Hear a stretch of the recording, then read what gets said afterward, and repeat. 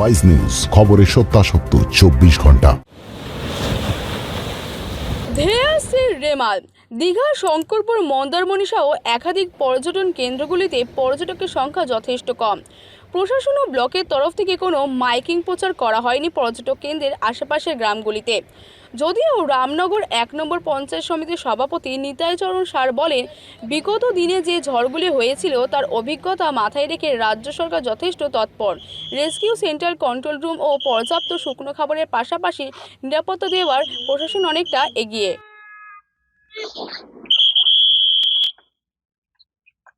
যদিও ভোটের আবহে নির্বাচন কমিশনের এরিয়াভুক্ত প্রশাসন, তা সত্ত্বেও রাজ্যের প্রশাসনের পক্ষ থেকে ঝড়ের সমস্ত রকম সহযোগিতা পাবেন ব্যবসায়ী থেকে সাধারণ মানুষ বলে জানিয়েছেন।